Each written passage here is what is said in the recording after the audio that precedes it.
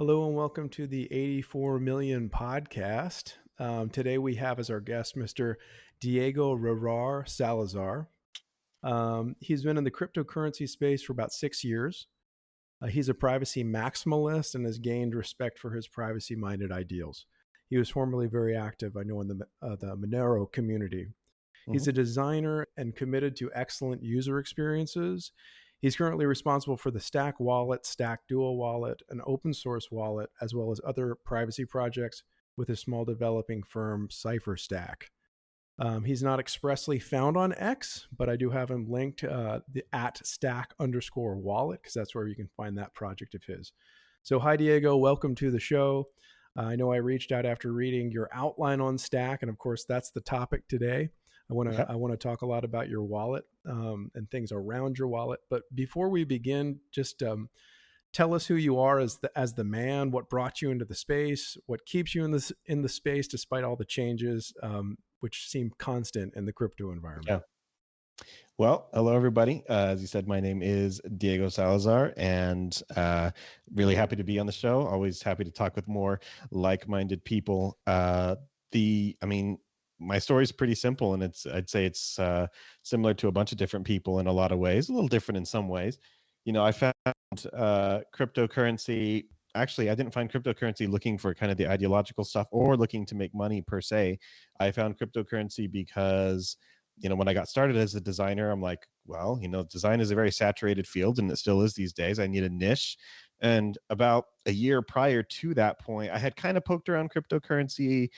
And as is the case with a lot of open source stuff, you know, just the designs were not great. And I was like, you know, that might be cryptocurrency is money, right? So they must have some money, right? And so maybe that could be my little niche. So I actually came about trying to peddle my wares, kind of make a niche for myself. And then I found Monero first, actually. Before I even found Bitcoin, I found Monero. And, you know, Monero was like, oh, yeah, you know, that sounds good if you want to do things like help us with our website and stuff. But why don't you read up on us a little bit? And so you can understand what we're about, our ideals, so you can make something good. So I started reading. I'm like, hey man, this is actually kind of cool stuff. You know, this is something that can solve a lot of issues, you know, remittance stuff, you know, like it starts tackling in a decentralized way the monopoly that government has on currency issuance and like all sorts of different things. And the more I read, the more I'm like, yeah, you know, this isn't just a little niche I can carve for myself. This is something that aligns with my personal ideals already. This is an area that I really like to be involved in. And obviously, since Monero was kind of my entry point, a lot of that privacy stuff was just hammered into my head. I've always been pretty privacy minded, but you know, it just kept going and kept going from there. And I don't know, what keeps me here is that I love science. And that may seem a little strange to say, but you know, I view of cryptocurrency as one big experiment, a lot of parallel running experiments, all sorts of different things. And that's kind of one of the big reasons I'm not a Bitcoin maximalist or even a Monero maximalist, so to speak, is because there's a lot of value in these experiments being running concurrently in parallel at the same time, because somebody's doing something one way and somebody's doing something a different way. And that way I don't really take a stance on kind of like the BTC BCH debate as well, because they chose two different paths of an experiment to take. And while the rabid fans of either or are very quick to denounce and say that the other ones are brain dead and stupid and stuff, these are not experiments that have been run before. So nobody can say with absolute certainty, well, this happened in the past and la-di-da-di-da. So the thing that I really focus on is that, you know, I don't know who the winners are going to be. I don't pretend to know. Anyone who does pretend to know is probably trying to sell you something or scam you. I just want to make sure that no matter who those winners are, that there are privacy tools and features available for them to use with those winners, right? And obviously it's not possible for me to make a privacy tool for every coin and you know, layer 2 and everything out there, because there's just so many. But you know, I try to pick as good as I can and work alongside. There's already some cool efforts. I don't have to reinvent every wheel, right? There's already cool efforts with Litecoin MWEB, you know, with BCH Cash Fusion, with Bitcoin Whirlpool. So made by great people, smart people. And so really just trying to go alongside each of these people and see how can I be helpful. And a lot of those ways is in design, because you got some really smart people, some really good cryptographers, some really good protocol designers, and they're like, and here's how you use it. And it's a command line, or it's a really it's a really ugly GUI interface. And I'm like, no, we got to do better than that. So then kind of one of the big reasons I started Stack Wallet, right, is because I just didn't feel that there was and I know this is kind of jumping into the next question, so to speak, but it's exactly the next question, but go ahead. Yeah, exactly. Stack Wallet. What's the deal there? There's kind of a couple of reasons. All of the current multi-coin wallets. Okay, first of all, let me take a step back. Stack Wallet was made for me, right? I hold various coins, and I'm thinking to myself, I don't have a way to hold these coins safely in an open source way without installing 10 different things on my phone or desktop, right? It's ridiculous. There are obviously things out there like Exodus is, the big boy in the space, but they're closed source. Trust Wallet, but they are open core, meaning the very core of their software is open source, but all the stuff around it is not. It's closed. And I just don't think that's acceptable. I just don't think it's acceptable that we don't have a really good, well-designed, completely 100% holding nothing back open source wallet. I get why the others don't do it. It's really scary because someone can just fork Stack Wallet tomorrow, and if they have $1 million, they can market it better than I ever could and effectively put me out of business. And like, that's scary. But I gotta walk the walk. And not just talk the talk. And I am a big believer in open source. And so when I said, okay, well, I want something that's well designed for privacy stuff, I want something that's completely open source and it's not out there yet, I have to be the one to make it. And so, got my little team together and started on Stackwall. And that's kind of how our journey started. And we've been trucking along for about 1.5 years as far as Stackwall it goes. CipherStack precedes. CipherStack is the little design, infrastructure, research, development firm that I have that works with different clients in the cryptocurrency space. And out of it, that precedes Stack Wallet. And Stack is kind of CipherStack's first and flagship offering, so to speak. We did not take a traditional VC funded route. So we are not sitting on millions to work on this. We have ways to monetize in the app, which is similar to other wallets. If you make swaps via the third party swaps like Change Now, Trocador, Majestic Bank, we get a commission based off of those. Same with purchasing in app with debit card through Simplex. We've got a couple of ways to monetize. We're nowhere near in the black yet. I'm basically funding all this out of my own pocket. So if you can donate, please do so. stackwallet.com/donate. But in the meantime, like it's good, it's fun, and we're able to work on the things that I want to work on. And that's kind of one of the benefits of not being traditionally VC funded, right? Is that nobody's coming here. So, okay, but like, how do we monetize further, and how do we monetize more? Like, I can say, okay, let's work on the privacy stuff. Doesn't make us any money, but that's the stuff that needs to happen. So, in a 4 or 5 minute diary of a nutshell, that's kind of me, Stack Wallet, all this kind of stuff. Okay, very good. I want to actually back up a little bit because I know you and I mean, I'm not a coder, UI, UX, so you've got that on me. But we've been around the space a little while. I think there's some principles from the early days of crypto that we would still embody to a degree when they might have been lost on many other people, sadly. But this idea of open source, I'm not going to assume everybody listening to this podcast or watching on YouTube knows what open source is. So why is it important? What is open source and why is it important? Why do you value open source for Stack? Yeah, so open source code is the idea that anyone is able to see the code, manipulate the code, distribute the code, change the code. Anyone can contribute. When you think about things like the software that we use on a day-to-day basis, Windows, Google, Skype, all of these things have code behind it. But nobody except for the employees that work on it and the businesses that own it get to see this code. This is to protect their intellectual property. This is so nobody can copy what they're doing if they've got kind of a unique claim to fame, so to speak. There's a lot of reasons why you don't want people to see your code. One of the many reasons people don't want others to see their code is because oftentimes the code is bad and the code is poorly written and there's a lot of holes and area and attack surface, and they just don't want to expose themselves to that kind of thing. That's what they say anyway. open source, once again, is this idea that anyone can look at the code, anyone can copy the code, distribute the code, modify the code, fork the code to do the same thing but slightly differently.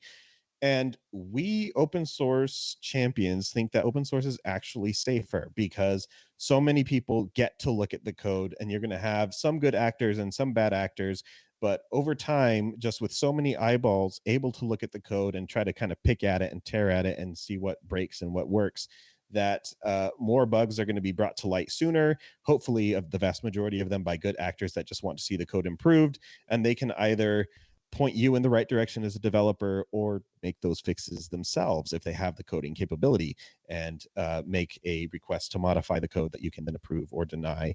And in this way, you can't just kind of roll out a feature that is, I mean, you can roll out a feature and if it's broken, but like it's going to get caught by somebody, and they're going to say, hey, you know, if I was looking through your code and this is what we found.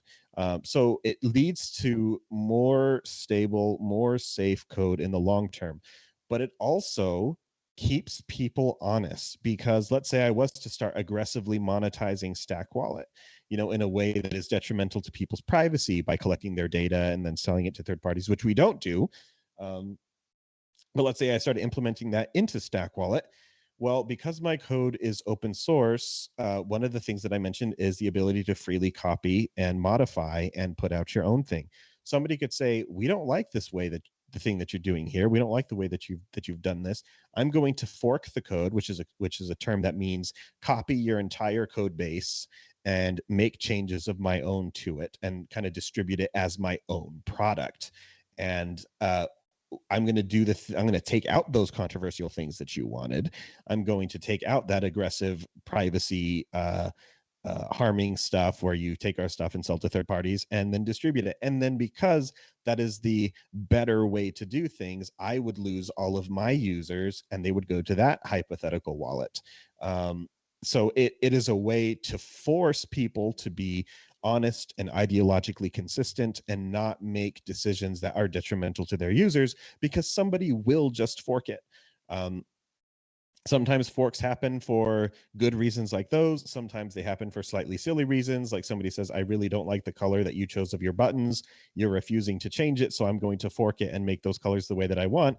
And, you know, in that case, maybe they're the only ones that use that fork, and that's great. Or maybe everybody agrees and they go with that. So it's actually very interesting. It shifts the power play away from the software creators and towards the users, which anything that takes power away from corporations and puts it back in the hands of people is the correct direction, in my opinion. Once again, it does come with drawbacks, because somebody can fork your stuff, because you can't aggressively monetize this thing, which is why, you know, after a year and a half, we're still, you know, relying on donations and things like that, as opposed to a lot of these other people who can aggressively monetize their thing, and your choices are to stop using the product that you're used to or to keep using it, and the vast majority of users will just keep using it. So there are drawbacks, but the ideals are too strong in me, and I truly believe open source is the way for all the reasons I mentioned before. So it's something that I hold my company and my products to that very high standard. Well said. Thank you for explaining some of that. I think it's Mm-hmm. important to consider. And yeah, Exodus is awesome, but few people might realize it's a locked box, unlike the stacked wallet. Mm-hmm. So I want to kind of move into some features. I remember seeing the short with Alexa, who I believe is part of your team, Mm-hmm. and she was showcasing Litecoin Labs Moonbirds in her wallet. Yeah. And it was amazing because the ordinals rendered so beautifully. And then I discovered there was coin control in it. I downloaded it and kind of tinkered with it. So that was built in. And of course, this was amazing because I had ordinals in Litecoin Core, which we weren't even sure if it would handle them. Yeah. But again, there's coin control there too. Nothing renders. It's very rudimentary, but it's good. I like Core. Core it's a node. It's Mm-hmm. a lot of things that are great, but it's not the interface like Stack. So I just Yeah. thought it was super cool to see Litecoin with ordinal support as a feature for me. And I know everybody that I've sent an ordinal to, I've tweeted out about it, just because Mm, it was so neat and clean and gorgeous. I only know of 2 wallets, and yours is one of them, that renders them. And mm, yours certainly has the upper hand, at least at this point. yeah. Uh, so that's something that I like. We'll talk about some of the stuff you love in your Mhm. your app, but maybe before we go there, it seems like you rolled out Ordinal support pretty quickly, and I'm curious Yes. how you did that, what led you to it, and we're super appreciative, Litecoiners. Yeah. So all of this, all cards on the table, all of this was a happy accident. Once again, in the pursuit of privacy, I was like, okay, we need coin control. For those of you who don't know what coin control is, it's a way where you can kind of pick which outputs, pick which bills, dollar bills, so to speak, you use. And without getting too technical, it helps to increase your privacy, because if you use the wrong ones in conjunction with each other, it could leak some metadata about who you are or where those funds came from, or potentially where they're going. So coin control is an advanced user feature. It's something most people don't deal with if you use a regular wallet, because all of the outputs, all of the bills, so to speak, are chosen for you. But for anyone who's very privacy conscious, and in fact to use many privacy tools down the road, such as Whirlpool, Cash Fusion, it's helpful to have this feature. So I told my team we need to have this. It's very important. It's a stepping stone to a lot of other privacy tools. It's a good privacy thing in its own right. For all transparent coins like Bitcoin, Litecoin, Bitcoin Cash, etc. So we put that in there, and I didn't think anything of it. We got it in there. It was good. I said, great, we have this. And we got like 2 or 3 hoorays from Twitter, from the privacy people that appreciate the work that we do. A couple months go by. We're working on other features now. We're doing these other things. And all of a sudden, the Stack Wallet Twitter just starts blowing up, because some Litecoin people are like, guys, Stack Wallet supports Litecoin ordinals. I'm like, we do? What are you talking about? And for those of you who don't know what ordinals are, they're pictures, although they don't have to be pictures. They're pieces of data that reside on the blockchain and are inscribed into some of these outputs, into some of these bills, so to speak. But you want to have fine control over these bills, because if the software you're using is choosing the outputs for you on a regular transaction, it might take the one that has your art piece or that bit of data that you need on it and send it away. Mm-hmm. And you didn't mean to send it. You wanted that to stay in the wallet. You wanted it to choose different bills. But if you don't have any control, it might send that away. So if you're playing with ordinals, you want to have coin control, because you can freeze certain outputs, lock them, and say never use these for transactions. And I just didn't know that most wallets, not just for Litecoin, but kind of in general, especially most mobile wallets, don't have coin control. Mm-hmm. They don't have the ability to do this. So like yes, you'll have some specialty ordinals wallets that will let you do that, but they're optimized for ordinals and non-optimized for regular transactions. So once again, this is an additional software I would have to download on my phone, one for regular transactions, one for ordinal transactions, and be sure not to mix those. Whereas in Stack Wallet, you could do both. In fact, Stack Wallet will kind of automatically detect if there's an incoming output that has an ordinal, and it will just auto freeze it for you, so you don't accidentally send it. We take a few precautions to make sure that even the people that aren't quite 100% sure of what they're doing on the technical level don't accidentally shoot themselves in the foot and ruin themselves. And so after that kind of was blowing up on Twitter, and people were writing tutorials how to use Stack Wallet for your ordinals. And I was looking at this and I was like, oh shoot. Okay, cool. Like, in the pursuit of privacy, I accidentally unlocked something that, makes Stack Wallet useful for an entirely different group of people for an entirely different reason. But, great, good for us. And I'm not going to lie, man, our downloads like tripled overnight. So I said, okay, well, clearly there's a market here. I mean, I've known what ordinals are. I keep up with the news in the space. It was not necessarily something I was looking to tackle right away. I've wanted to put them in Stack for a while. But that was, privacy first and all that. I'm like, well, we want to make sure that these people are taken care of. So Mhm. we started looking what software exists out there. What do we have to do to display the ordinals? What do we have to do to, like I said, auto freeze it? Is there any way that we can just make it so we can auto detect these things and have some advanced settings for power users? And a lot of the software has already been written by other superheroes of the Litecoin space, and this would also lead to the ability to do similar things for Bitcoin. So it was just a good decision all around. So we put in that effort, and yeah, we got it out.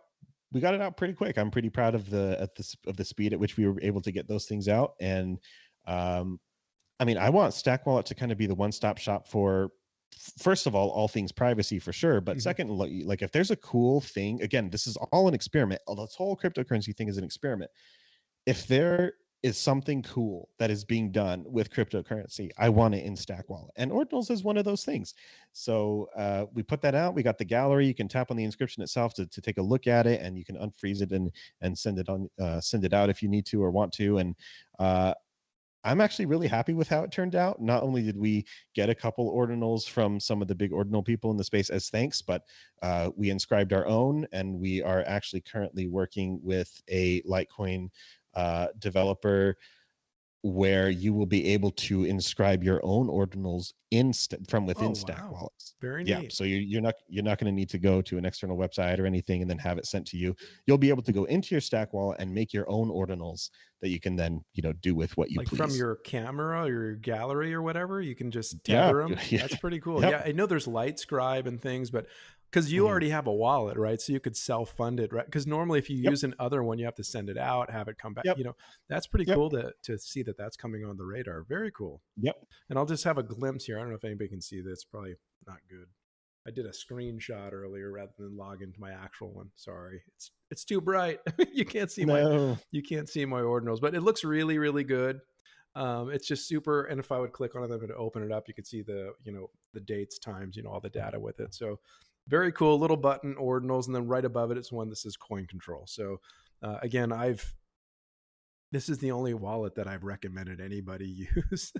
Not that there are a Thank lot of you. options, but still, Yeah. you're definitely probably first arriver to my knowledge in this, and Mhm. it's gorgeous. So, anyway, I wanted to talk about that and just say I'm a personal fan. So, really cool.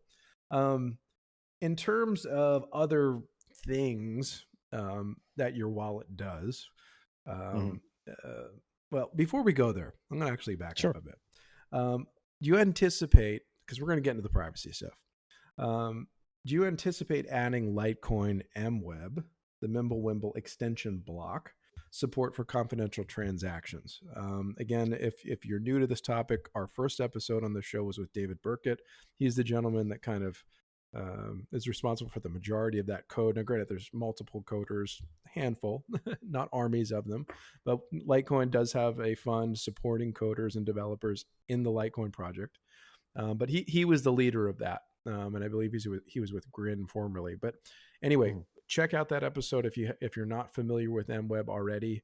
But it is a confidential transactions as an optional extension block off of Litecoin. So it's not using a second layer or beyond. It's still on chain. It's just kind of, I don't even know if it's a side chain. I'll just use the term. It's an extension block. Yeah. Block 1.5 between 1 and 2, something like this. So do you see Stack implementing MWeb support? Absolutely. I mean, that's not even a question for us. We are currently watching because the ability to do it with light wallets like ours, which do not run their own full node, Mhm. is in production. Last I checked, which admittedly was like a couple of months ago. So hopefully it's moved a little bit from there. We've been a little busy with some other things, but as soon as that is ready to go, to be able to use Mimblewimble extension blocks, on light wallets such as ours, then yes, I want it in, and it's going to be a pretty high priority to get in. It's one of the cool technologies I think Litecoin has. To me, like everything is a catch 22, right? Because you have this new technology and few people are using it, and that's kind of the reality right now with Mimblewimble Yeah, extension blocks. There's it's not a lot only of on people using core. it. Correct. Right. But and that's kind of the thing, right? It's only on one software. Very few people have access to it, or no, or it's kind of a little bit confusing to use. Stack Wallet, if we get that out there and it's available for mobile, we also have our desktop apps. You can use it there. You can use it. You also want to have your Bitcoin and your Bitcoin Cash and your other things in the wallet as well. You'll be able to use all of that from within there, and it's going to have good user experience. That's our big thing. If it doesn't have good user experience, then we keep hammering in the UX room until it does. So when MWEB extension blocks is available for mobile, yes, we're going to try to get that in there as fast as possible and with as good user experience as you're going to get anywhere in the space. We are top of the line across the board. And if I can brag about us, we have done a damn good job of making sure that our UX is really good. So you can expect that same level, if not better, for MWEB extension blocks, which I want in there 100%. Awesome. Yeah, it's terrific. And I love the enthusiasm. I'm sure, you're going to, well, anyway, Litecoiners are grateful for what you've done and what you're going to do. I'm optimistic you'll get it in there just from David. I know he does updates on the regular. He puts them on his X account, and you can follow them and things like this. I asked him actually earlier today, just regarding, I said, any idea when the code for mobile will be ready-ish, et cetera, et cetera. He said the spec for syncing MWEB transactions has been available for a while now. They won't be able to actually sync until the new Litecoin Core release, but mobile devs should be able to get started on the code anytime. It's a non-trivial task, so it would take some time until we see a mobile version. So I guess there's some things you can do now if you want to get a leg up, but looks like Litecoin Core has got to be, there's a new iteration of that'll allow it to happen. And that's one of the going into one of the downsides of open source non-traditional VC funding is that it's really difficult for us to work on these things without some sort of funding. You had mentioned that there are funds for people to work on this stuff. I'd love to get connected with the people in the Litecoin Foundation or whatever it is and say, hey, if we were to make a Dart library, because that's what we're coded in, Dart Flutter, which is kind of the thing a lot of mobile stuff is in right now these days. And we would make it all open source, so it's not just going to benefit us, right? If we were to make a Dart library for MWEB extension blocks, we would make it so that way anyone and everyone could use it. We're not selfish in that sense.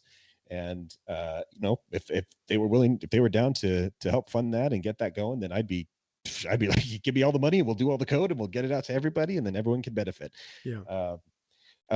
If not, then we'll tackle it at our pace, got to chip it out a little bit at a time as resources become available. And it's going to get in there. It's just a matter of, speed and resources and stuff, but it's going to be there, and it's going to be good. Yeah. So.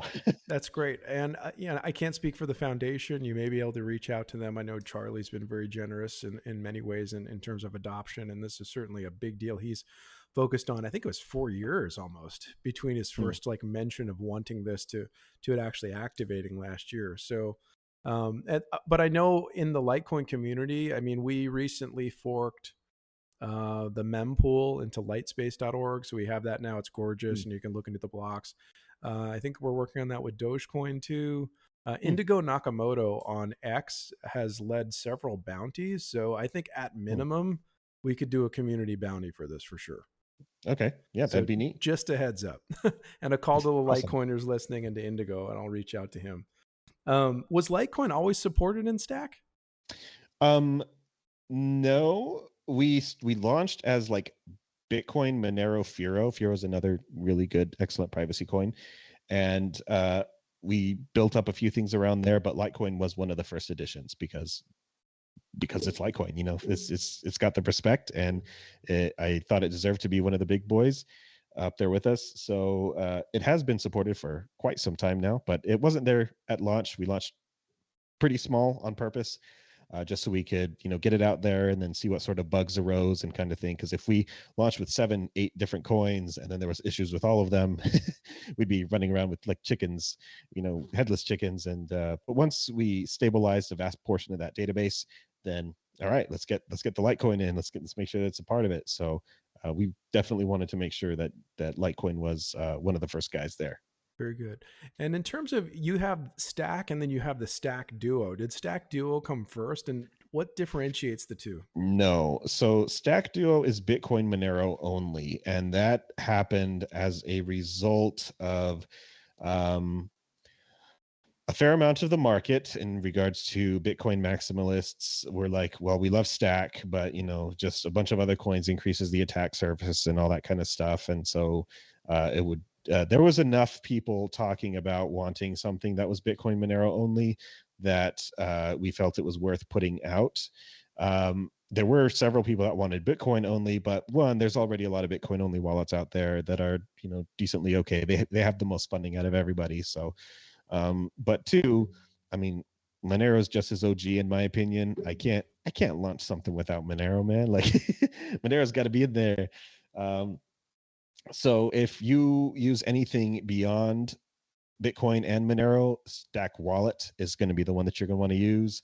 If you, for some reason, are listening to this Litecoin podcast and only want Bitcoin and Monero, then Stack Duo is the one that you're going to want to use.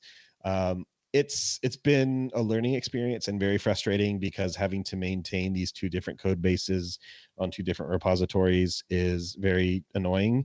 And so we are actually working as one of the up and coming features on a very flexible modular code base where you should be able to just kind of give a couple commands and choose which coins you want in the Stack wallet, and the others won't even appear. So in theory, you'd be able to make a Litecoin only wallet from a Stack base. Wow. If you really wanted to go that direction. And once again, this is kind of scary, right? Because this is something that we feel is necessary for us to upkeep things like Stack Duo and stuff in a way that makes sense, but also, it would allow people that don't really care for any other coins, the maximalists of any coins, wherever they may be, to have something. But I myself don't plan to put out a Monero only, a Bitcoin only, a Litecoin only, a Bitcoin Cash only, which means that other people probably come in and make those, and off the flag of maximalism may take away some of my potential users, but you know what? You got to do what you got to do, and you got to, again, open source keeps people honest, right? It puts power back into the users.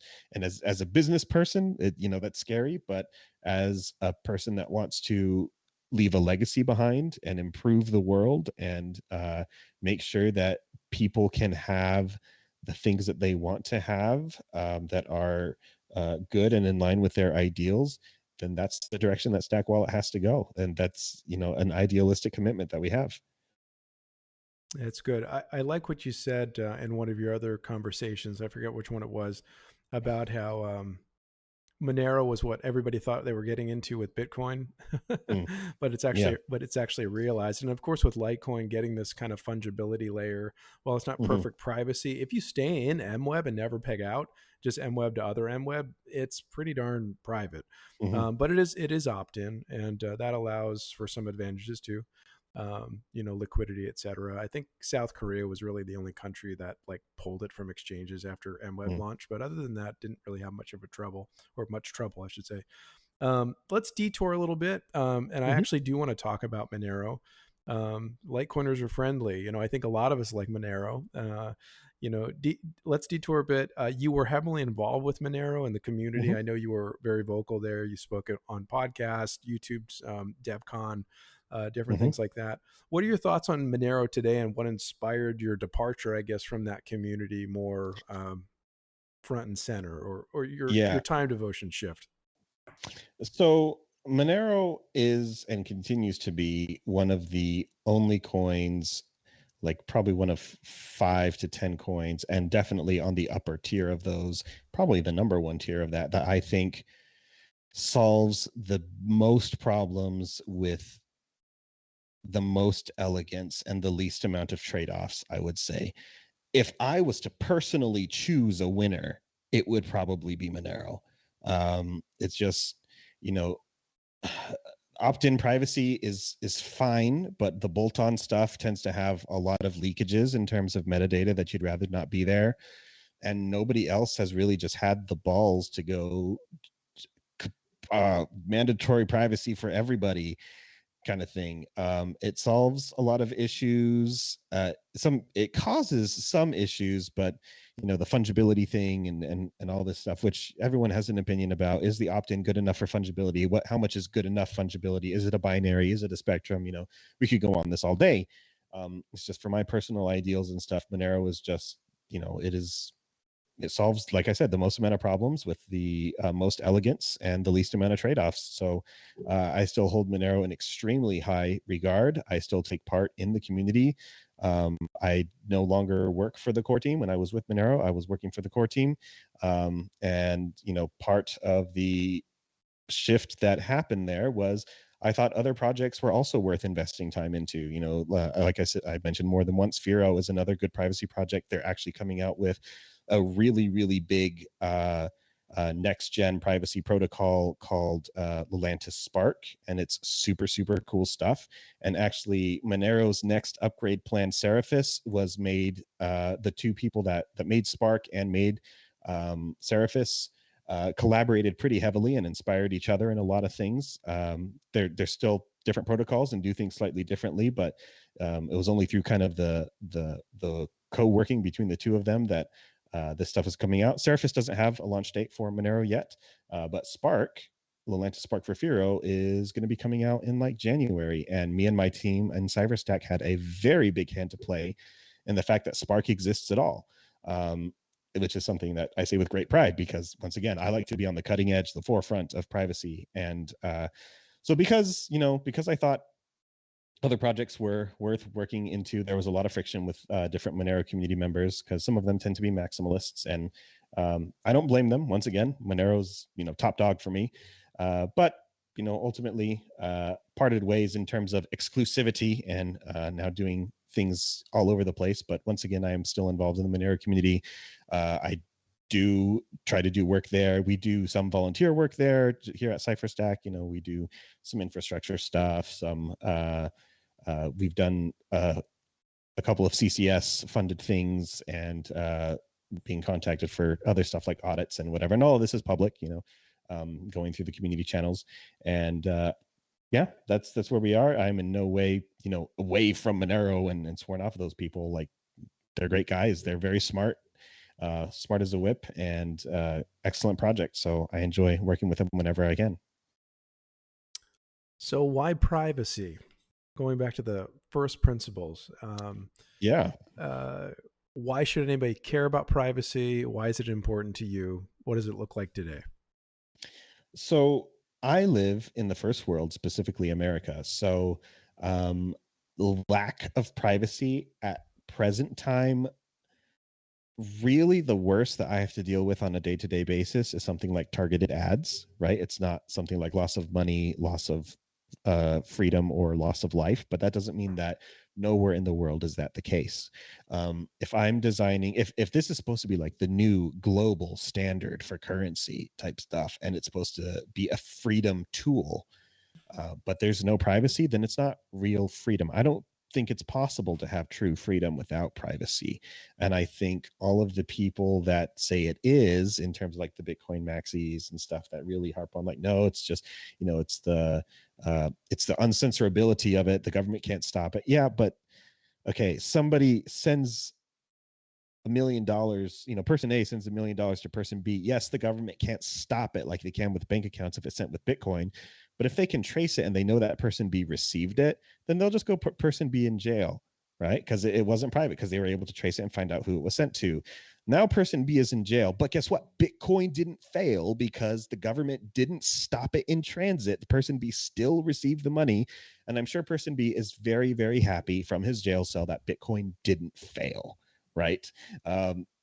And so to me, not just from a financial perspective, but kind of privacy all around is very important for freedom. I would say integral for freedom. I would go so far as to say you can't separate the two. There are some decent Bitcoin privacy options. I say decent, and I do mean it. It's better than nothing. And in many cases, for many adversaries, it's probably good enough.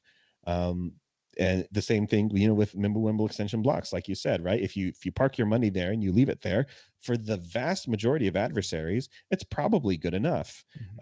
Especially for those of us in the first world, once again, that we don't really have to deal with severe consequences as a result of privacy leaks or something like that. It's generally going to be good enough.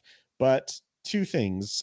One, people do not do the smartest thing in terms of privacy. Like you said, it's good if you park your money in there and just do Mimblewimble to Mimblewimble.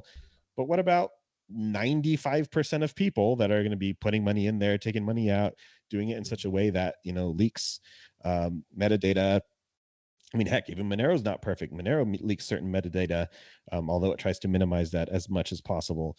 So one, most people aren't going to be doing it in that way. Two, like, it's not something that is good privacy often takes more to get right, more effort, more understanding, more clicks of the mouse or taps of the finger, more et cetera, to get correctly, and just fewer people do that.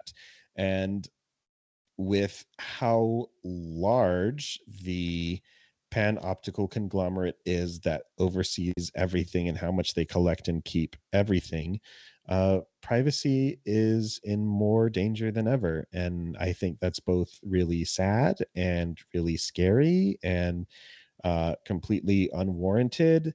People are treated like criminals in waiting rather than kind of innocent until proven guilty. Again, speaking from an American perspective here. And I just don't think that's in line with human rights. I think privacy is a human right. It's been shown through studies that when we are observed and known to be observed, that we change our behavior, we modify who we are, right? So in a sense, a gigantic all-seeing eye makes it so we can never be ourselves, which is really sad to me. I think privacy is very, very important.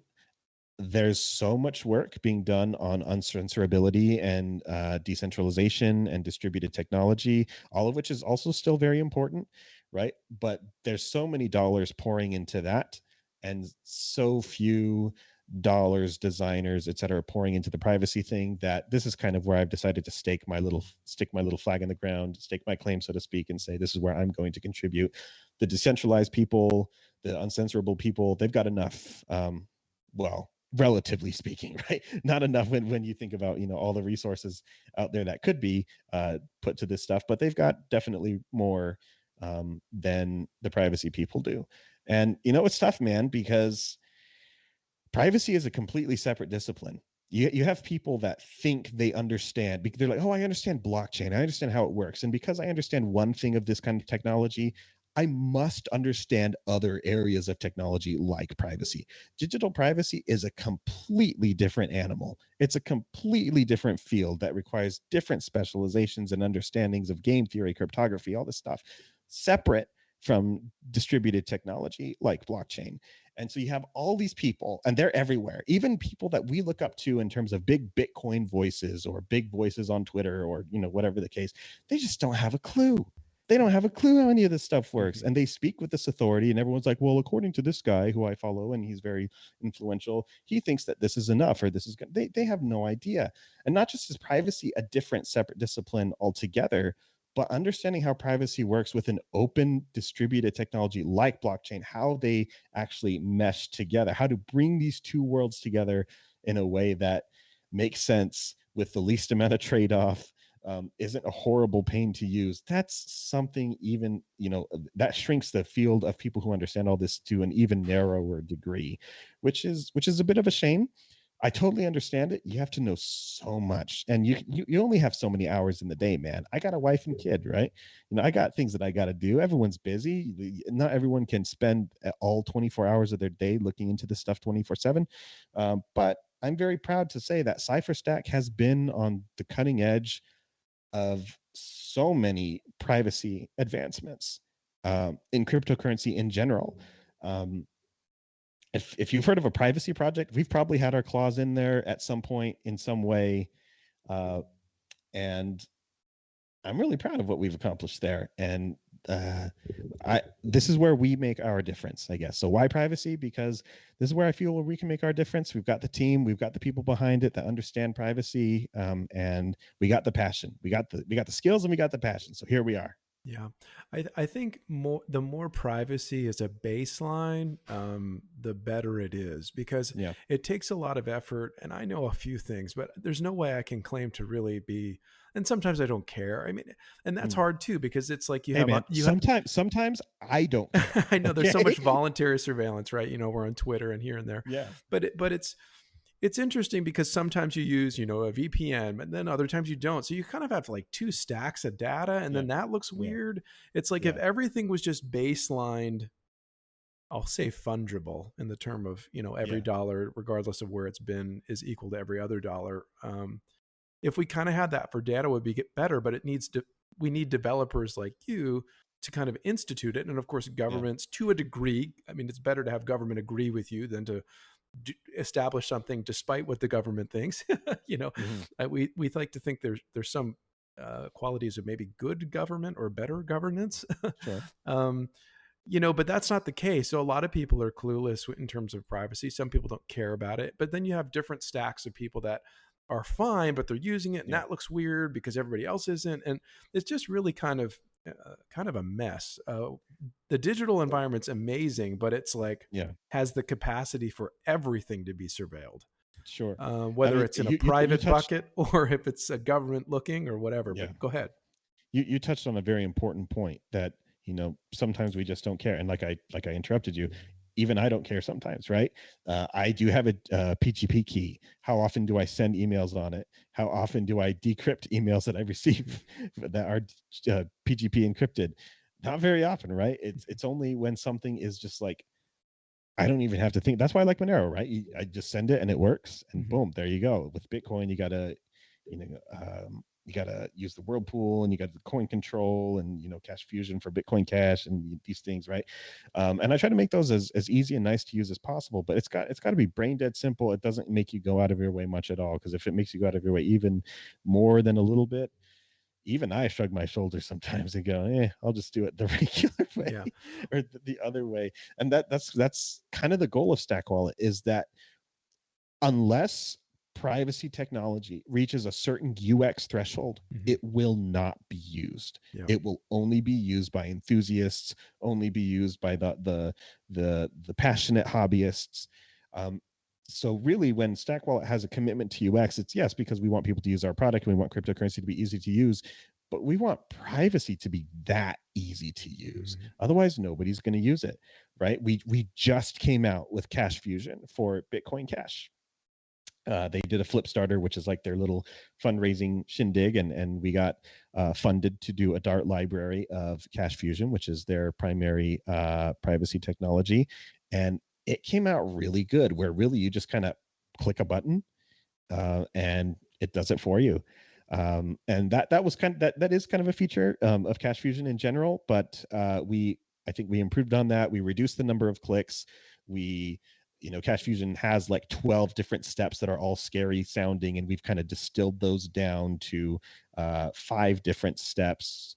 Under the hood, you're still doing all 12 steps, but Mhm. as presented to the user, this is what's Oh, happening. that's So it's terrific. more understandable, Yeah. and so people can be empowered by that information of what exactly is going on with their coins and how easy it is to use. Once again, Firo has, similar to Zcash, Firo has the ability to privatize your coins or non-privatize it. We really worked hard and distilled it down to one button. It just says anonymize funds, and you tap it and it just works, and Wow. your funds are just private, right?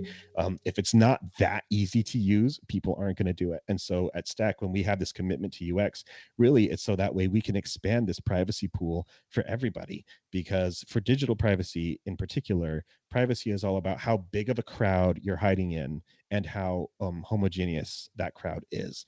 If your crowd is too small, if it's only 10 people, then even if somebody guessed at random, they still have 10% chance of finding you, Mhm. right?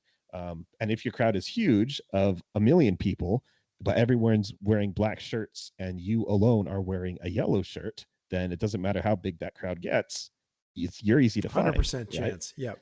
Yep. So in that sense, the crowd has to be big and homogeneous, and so we work very hard to make it so that way under the hood, a lot of the homogeneous portion happens under the hood. You want to do things that are not non-standard. You want to do everything in a standard way, so that way everyone looks the same. But we increase the crowd size by making it easy to use. So you just like tap the button and off you go to the races, and now all of a sudden you're contributing to that. You're both benefiting from that big crowd size from the people before, and also contributing to how big that is. And going back to Litecoin, Mimblewimble extension blocks, we touched upon the fact that very few people are using it, right? Mhm. Well, we hope that Stack Wallet will be a huge resource beyond the core wallet that will expand that much, much bigger. Because now it is available on mobile. Now it is available to just kind of one tap and you're in MWEB, right? You're in an extension block. And that's going to be a benefit for the entire Litecoin ecosystem and a huge win for privacy as a whole. I agree with you. I'm trying to look here on the MWeb Explorer to see what the current, how many peg-ins are currently in as of today. 21,900. Not a lot. 21,900 are pegged in currently. I think the highest it was I think 300,000 over the summer. But again, this is only within the Litecoin core ecosystem. Yeah. So for you to integrate that in the future to Stack, yeah, I mean, I wish you all the success in the world to reap the benefits to your app, because it's providing a gigantic service in your privacy environment. I know on your website, it actually says, I believe near the bottom, about interest in other MWEB coins or protocol. Yes. Yeah, we do have MWEB experience because we work with Epic Cash, which is a MWEB based coin, and they are integrated into Stack Wallet. You can use it right now, and MWEB is quite the chunky beast, man. It is something else. So we have been through the highs and lows of MWEB, which is why I believe that, you know, when we jump to Litecoin and the MWEB extension blocks, it's not going to be that big of a jump for us. We've already dealt with the lowest of the lows that MWEB has to offer, so there's going to be no surprises for us. Check Epic Cash out. It's pretty neat. Also, privacy minded people, they do their best to try to maximize privacy and stuff. Pretty neat people, and it gives me a lot of confidence because Epic Cash works and does decent stuff. Again, I don't think privacy is as strong as Monero, but actually it was looking into Epic Cash that made me look into MWEB. I mean, I'd heard once again of MWEB extension blocks on Litecoin. I'd heard of it and I knew it was a privacy technology, but when we started working on Epic Cash, it's like, okay, you know, MWEB does some things pretty neat over here, and you know, the cut through and all this different stuff. And so I'm like, okay, you know, the Litecoin, let me look into that a little bit more. And then I looked into that, I'm like, okay, I'm sold. I'm down. So we do have MWEB experience, and we are excited to utilize that. And I do think that makes us a really solid fit for hopefully being first contender of getting MWEB extension blocks out for Let Litecoin. everyone else copy you after you implement it. Yeah, you know, all the other, I believe Cake Wallet would be a friendly to the idea. We are on good terms with Cake. I like the people behind Cake, and I think that they like me.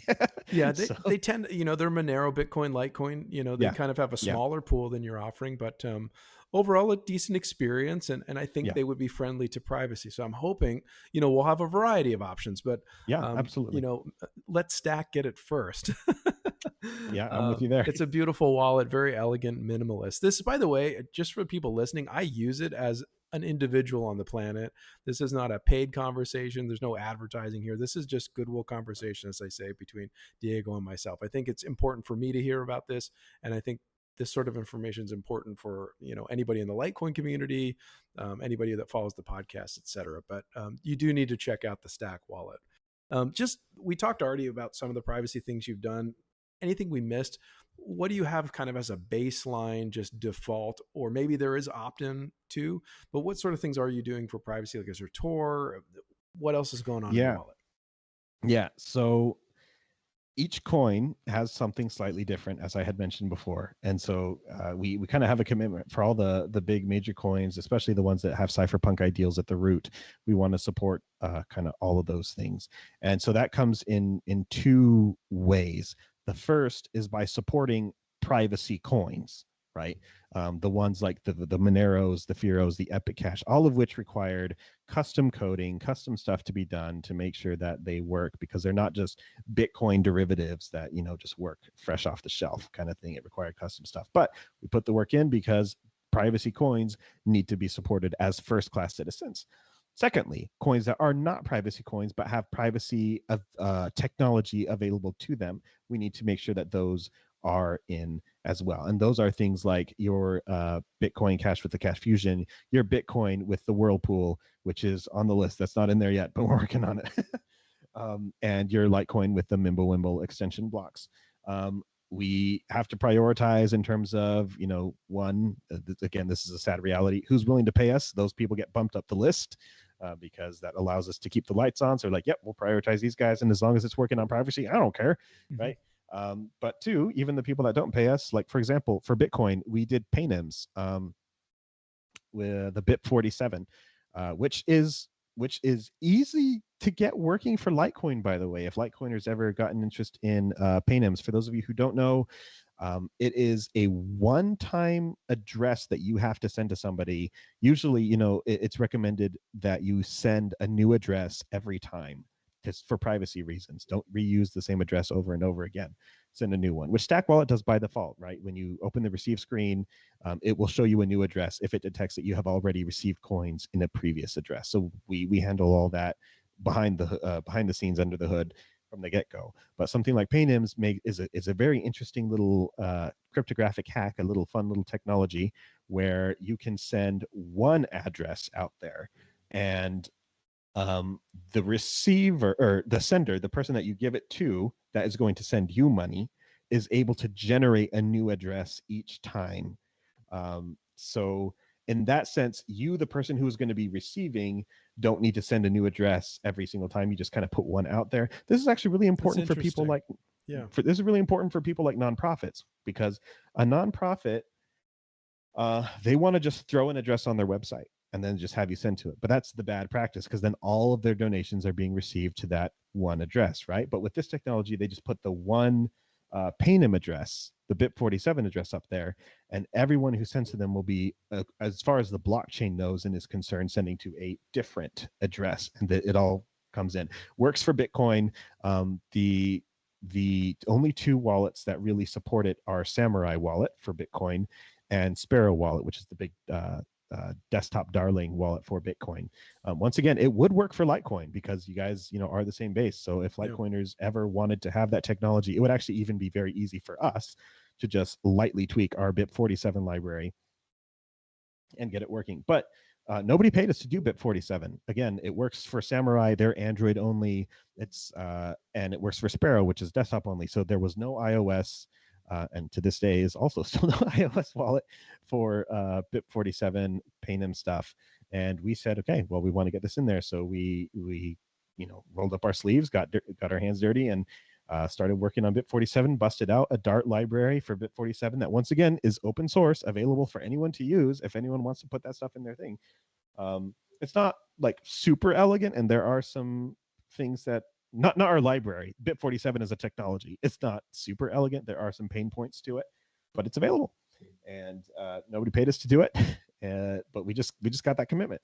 And let's start a conversation up in Litecoin to see if maybe you guys want something like PayNims up and going. That would be interesting, because it would be on just general Litecoin. Because again, we're going to compare that to general Bitcoin, which is transparent as a default.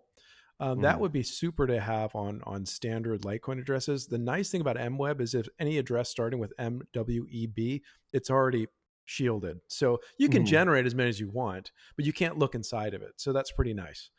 So you have that with MWEB, but you don't have that with the standard Litecoin chain. Again, Litecoin is a Litecoin, regardless of if you're using the extension block, but they do behave differently. And so our standard L addresses or whatever, they would not have that. You'd have to generate one each time, or have, the whole cascade of transactions. It's whatever you're interested in. But for privacy, that actually is pretty super. So and privacy is a tool belt, man. It's not like you use one tool and now you're private. It's a variety of different tools that all kind of work together. So jumping back to the question, what else do we do? Like we did those things with Bitcoin, and we got Whirlpool on the horizon. Like I said, we just finished Cash Fusion for Bitcoin Cash. And Tor was a big one. A lot of wallets don't have Tor baked in, especially iOS wallets, because iOS is much stricter about processes that they allow to run in the background or at all or whatever. And it's only been recently, in the past year and a half or so, which is not a long time, that Tor has been kind of available on iOS. And we're one of the first and few wallets that has a baked in integrated Tor that you just tap on, because otherwise you have to tell people, okay, download your Stack wallet, but also download Orbot, which is a separate app. And then I want you to open that first, tap the Tor thing, and then you have to go into the settings and make sure that Stack wallet is routed through that. You lose people. You lose people by step 2. Whereas now you say download Stack wallet, you see that onion, tap it. Okay, now you're using Tor. Yeah. That's That good easy. though. I mean, more people are, I mean, crypto generally, the space, you know, all 10 plus thousand coins, however many there are now, 20,000, you know, but it's expanded dramatically because the user experience has improved. I mean, the old days, why people weren't buying Bitcoin at $1 or $3 or Litecoin at $2, it's just nobody knew how to do anything, you know? So, the space will only grow with user experience, and it's already dramatically grown because of user experience. So more will be revealed with all of that, but that's amazing what you're doing with the app. Do you have any concerns with the gatekeepers, if you will, like Apple, you know, Apple, the App Store, Google Play, Microsoft, the custodians or the gatekeepers, as I say? Yes, I cross my fingers every day that we don't get kicked for some stupid stuff. And it hasn't happened to other bigger privacy projects like Tor, who does have, you know, an Android app and stuff. It hasn't happened to those people. So if it hasn't happened to them, we should be safe. But that's not to say that they're not going to come for everybody all at once, or as is often the case, especially with the walled gardens that are the Play Store and the iOS App Store. They sometimes apply their rules that they do have very unevenly, letting certain apps slide and other apps not. So we could be kicked and other people not. So in that sense, it could come as a surprise to us. I am concerned because the entire direction that our society is moving is one of less privacy over time, for sure, and privacy being vilified. So it is concerning. And in this sense, there is a big gamble here that I may not be able to make any of my money back before somebody throws the hammer down and, okay, no more privacy. But, you know, once again, I got to walk the walk. I got to put my money where my mouth is. And if I'm like a big ideals guy, well, I can't just go talk about it on Twitter. I gotta make the tools. I got to do something about it. And that's really what I keep coming back to every time I get scared about the money, every time I get scared about, you know, getting shut down, about, you know, well, am I putting myself out there as a privacy person that I'm going to be targeted? I'm putting a target on my back. I'm like, but if I don't do it, who will? Good question. That's a great question. And I think we do need to stand on principles, whether or not they're popular. And I think the genesis of Bitcoin was all about that. If you look at it and think about the first inscription with the chancellor on the brink of bailouts, and a currency with a limited, finite, ultimate number without arbitrary inflation, and, you know, centralized powers, you know, it all goes back to those things. So I personally applaud you. You know, we need to stand for these things regardless of the casino that the space has become. Let's see. What did I want to add to you here? Oh, the worst case scenario. If you were to have an issue with one of these gatekeepers, I mean, it would just be what? Delisting? Because they're not going to remove it from your phone. I don't think they have that capacity. Maybe I'm wrong. Yeah. And if it's on Android, it's not the worst deal in the world, because we would still be able to distribute through F-Droid. Make no mistake, our downloads would drop dramatically, but you would still be able to get it either through F-Droid or just get the APK and put it on. It's a bigger deal if the App Store cuts us out, because there's like no way to put anything on an iPhone except for the App Store. Correct. Although that is changing in Europe because of anti-monopoly, antitrust laws that I don't remember if it's every country or if the European Union as a whole, or it's just specific ones, but they are being ordered to allow third-party apps onto their iPhones, which they will follow only for the required countries. They're obviously not giving up their iron grip and 30% commission they get on everything everywhere just because one country says so. But that's why we've also got our desktop options, because, you know, your Linuxes and your Mac OS and Windows, you can put pretty much everything on there.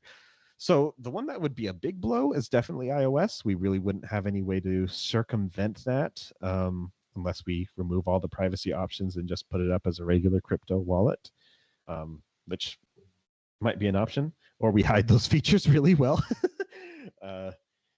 But pretty much all the other ones, there are ways to get around that, and there is ways to use it. So the iOS losing it would suck because a lot of people in the America specifically use iOS, but globally Android is a bigger market. So it kind of balances itself out in that way. But hopefully it doesn't come to that. I would agree with you. Hopefully it doesn't come to that.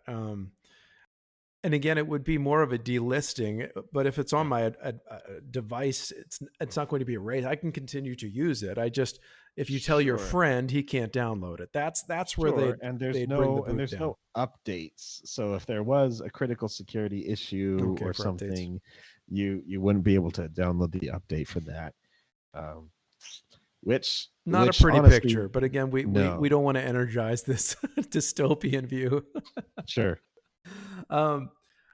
We talked a little bit about features that are coming up, possibly inscribing directly in the wallet for ordinals. That's super. We talked about MWEB. That's excellent. Anything else you want to share in terms of what might be coming down the road for Stack? Yeah. I mean, so all of our work is available to see publicly. If you go to our GitHub repository, you can see the code as it happens day after day as it's changing. So nothing is private in that sense. And if you look at the different branches of the code base, you can just with the names that we have on them, you could probably guess pretty clearly what we're doing. But the next couple of batch of upgrades are going to be invisible upgrades in the sense that we're redoing the way that some wallets are done under the hood. It should make for less bugs overall, which we don't have many, but there's the occasional one that pops up. And if we just restructure some things under the hood, it should basically take care of all of those. So taking the time to do that just to make sure it's even more stable than it is now. Again, we're basically running at 99% stability, but I want that last percent, man. I want that last percent. And the Litecoiners like our 100% uptime too versus Bitcoin's 99.98. That's right. You guys have your memes, and we got to make sure that we hit on those. So that's coming up. As always, we got new themes in the works. I don't know if you noticed, but if you go to Stack Wallet settings, appearance, you can download different themes that we have for Stack Wallet, some more hackery ones that are all black and orange like Monero, or some more pleasant ones like Ocean Breeze and Forest theme. And those are all very silly and fun. And even all that's open source. Like we've got a little server so that way Stack doesn't ship with all of those, because that'd just be, a big bloat to download. You only download the ones that you want. And that server is also open source, so anyone can make those. And the way that we make themes is also open source. So in theory, anyone can make themes. I've actually been toying back and forth with making a Litecoin theme, just as a thanks to the Litecoin community for all that you guys have done in terms of, like I said, tripling our downloads overnight and stuff for the Ordinals people, and making something like that. So that's a fun thing, that after this next batch of things, when we kind of take a little bit of a breather and work on some lighthearted stuff, that's probably first in line. But other than that, Bitcoin Whirlpool is going to be coming here pretty soon. Atlantis Spark, like I said, they're launching their thing in January, so we're making sure we're ready for that well ahead of time.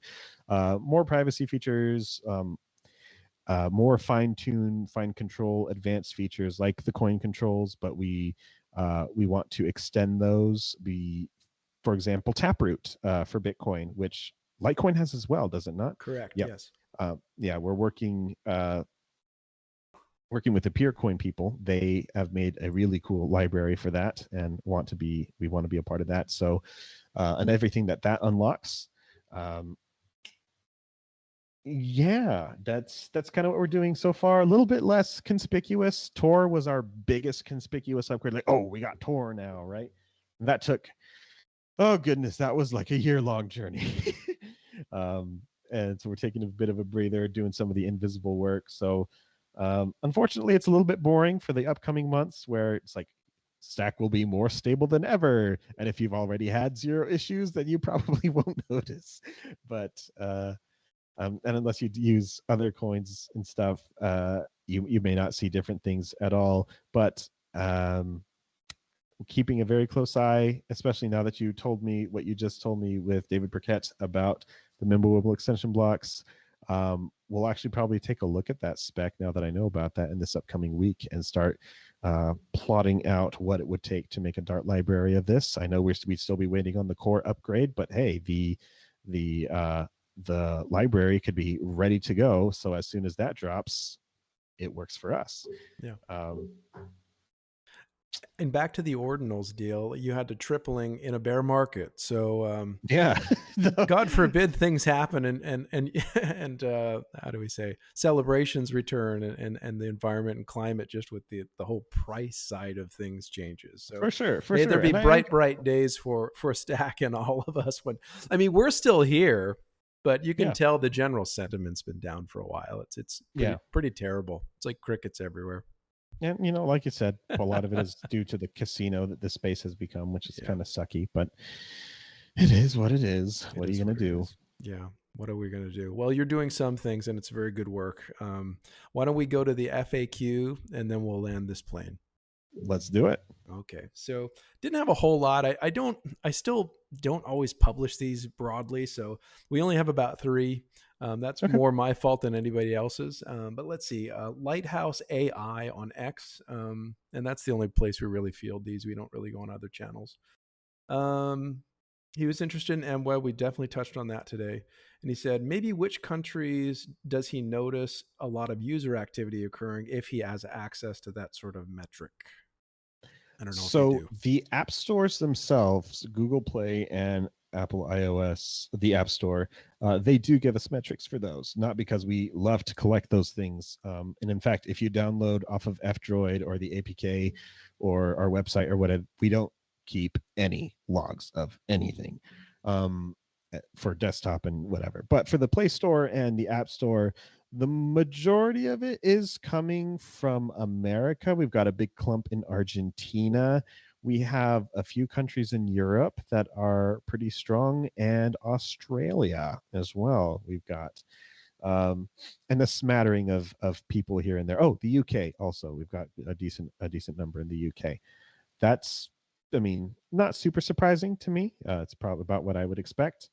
A lot of first world countries there. The Argentina thing was kind of cool. We have a decent clump there, but that is only a fraction of the fraction of the fraction of the downloads that we have, because we have a fair number of users that do download through F-Droid or do download through the GitHub repository, or use the desktop software, which we don't track anything anywhere from. So we don't keep any logs. So that's as much insight as I can give into it. Yeah, that answers that question. Good deal. Okay. We have Luke Wright. He says he's hiking in Canada. Can't say a whole lot because his signal's bad. He just wants to thank you. He says, thank them for all the support for Ordinals. Truly, we are extremely grateful. Great work. And of course, he's with Litecoin Labs, and he's doing a lot of other things. We had him on the show earlier as well. So, oh, cool. Awesome. Yeah. If you guys haven't tried out the Ordinals thing and you own Ordinals and you haven't tried Stack, give it a go. I'm really proud of how it turned out, and we've got some more, tweaking and stuff to do on there to make it more obvious when you're sending an ordinal and stuff. So we've got some work to do on there, but I'm really glad of how it turned out for the time being. I think it's excellent so far. So if it gets better, we'll all be impressed. I think it's the best thing to look at so far in the space. Last one here, it's from Master BTC LTC Shan Baloo. He says he'd like to learn more about the people on your team. Yeah, pretty much all of us have a Monero background. Just, as I was in the different community, as I was in the Monero community, and people either left to do different things or we kept in contact or what have you, as I was kind of building the Cypher Stack team, I was just, talking with a lot of people. I'm like, I kind of want to do something with design and research and development. And some people were like, dude, I would be in. And so I built a team around me that is pretty much, now that I think about it, it's pretty much 100%. At present time, it's 100% Monero based.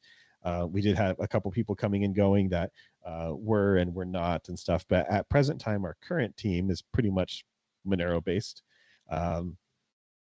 And that's how we're good people. We're the smart, respected people of the Monero community that all value privacy. I went in with my little backstory, but one of the Monero Research Lab researchers works with us. He doesn't work with Monero Research Labs anymore, but he was very excited with what I was starting, and he decided to hop on my train after he had left Monero Research Labs, and it had been about 6 months. But I had gotten in contact with him and talked with him about this. He's like, yeah, I want in. So he's our cryptographer. CipherStack has a little cryptographer. It's the CipherStack team that's behind Stack Wallet. And yeah, just some odds and ends developers that, you know, Monero is written in C++, and there were developers in the Monero community that don't write in C++, so didn't contribute to the core code or anything directly, but that doesn't mean that they didn't have other skills, and found some people that knew Dart, Flutter, and liked what we were doing, and so they decided to join up. So hope that gives some insight. I don't want to divulge, you know, being Monero people, we're a little bit, you know, tight-fisted in regards to our own privacy, but we all have that background. We all have that privacy background, and pretty much everyone that I have has a decent design sense, even the developers. So those two core things of privacy and user experience are common ground for the entire CipherStack team. Good deal. I know you also have a podcast. You've started to publish some video, you know, podcasts and things on your YouTube channel too. So it's not just a wallet. You have some kind of information sessions too, and sit downs with other folks in the crypto world. Yeah, we got a Statcast, and we burned through a lot of people, so we haven't not burned the bridges, but, you know, just put out so much content so quickly that we're not coming out weekly anymore. But would love to have you on at some point, and you can just let us know what's going on in the Litecoin world, and those come out when they come out, and we always ping our community. You can go, you know, onto our Telegram. We got a Discord. We got a Matrix if you're on Element, and just, you know, for updates and what have you. So yeah, you can go and we'll go watch the Statcast. We talk with pretty much all of the coins that we have on there, just leaders in the different communities and what they have to say. So okay, well, it's been a pleasure, sir. I think we've done well today at this time. We're running at about an hour 15, about what we normally do here. It's been a pleasure having you on the show. Litecoin community is grateful for what you've built, and it's inevitable that you're going to have more folks from Litecoin alone coming to your project, not to mention the other coins you support in those communities too. So anyone interested in a minimalist, elegant, gorgeous, extremely easy to use wallet, you got to check out Stack. Like I said, I use it and I love it. And I don't like mobile wallets, but I realize there's a place in the world for it. And I think a lot of people need them because they don't want to deal with core. They don't want to deal with desktop. They want something in their hands. And to be fair, for commercial purposes out in the world, we kind of need mobile too.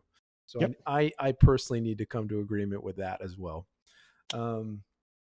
Any final words from you, sir?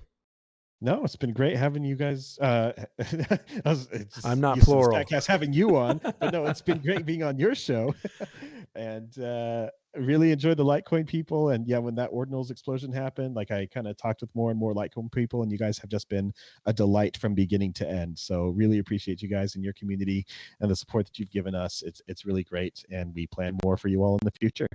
Diego, thank you so much for coming on the show. Thank you. See you, everybody.